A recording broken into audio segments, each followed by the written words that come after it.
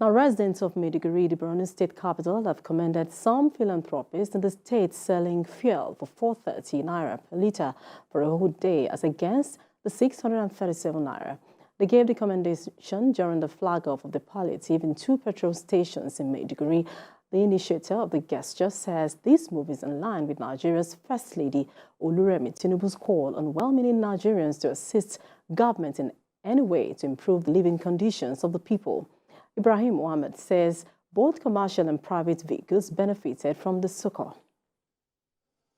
Government alone cannot do everything, so help the people around you.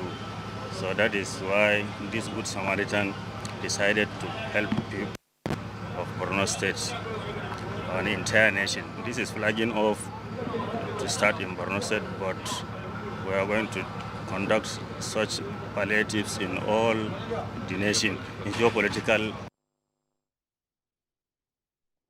And for more on the removal of subsidy on petrol and efforts to cushion its effect headlong, Managing Director, West Park Engineering, Samuel Deminas, join me now on the news. The debate on fuel subsidy removal is still on, and that's between Labour and federal government. What is your take on this? Good afternoon. The fuel subsidy removal, I think, as everybody has acknowledged, is actually the right thing to do. However, it comes with a lot of effects, general effects on the populace. And what the Labour is clamoring for, in my opinion, is something different. We're talking about palliatives or how to ameliorate the suffering of the people. To be sincere, salary reviews, providing palliatives and other conditions to reduce the suffering of the masses or the people is long overdue. Whether you have the fuel subsidy removal or not, our inflation has been very, very high. People have been earning the same salary for a very long time. So I think what is very necessary to deal with this situation is effective communication between the agents of the government and the Labour.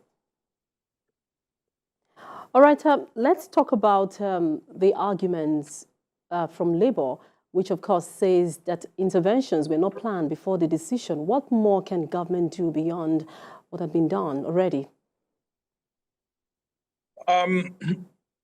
First of all, they are right. But there's an issue here, which is transitory. The current government was not the government that removed the subsidy. The subsidy was already planned for removal. So in terms of planning, yes, there was some form of dysfunction. But I sincerely think that especially because a lot more revenues are accruing to the government, the removal of the subsidy has its own positive on our revenue and the national income. I think Labour has a point from the perspective of discussions concerning an increase in activity.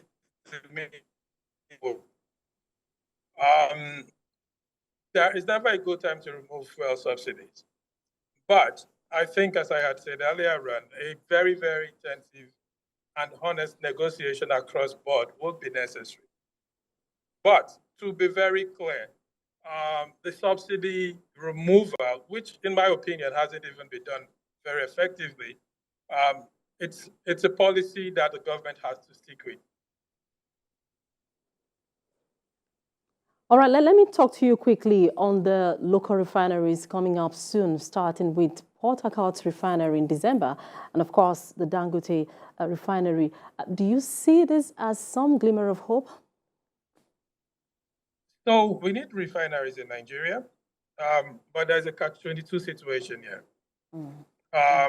With the subsidies, refineries will not grow. But let's go to the Dangote and the Port Harcourt refineries.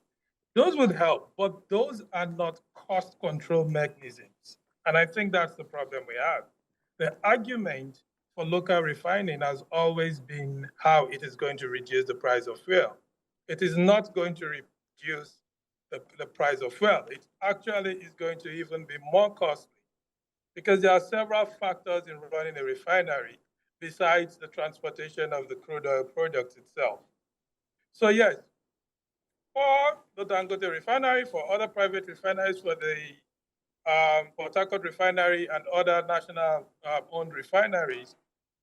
The positives there are local production, employment, revenue to the nation in terms of taxes and so on and so forth. But it would not improve or help with any form of cost reduction. This needs to be made clear. Otherwise, at some point, the masses will turn on these refineries or the private refineries, and we will get into some other different arguments.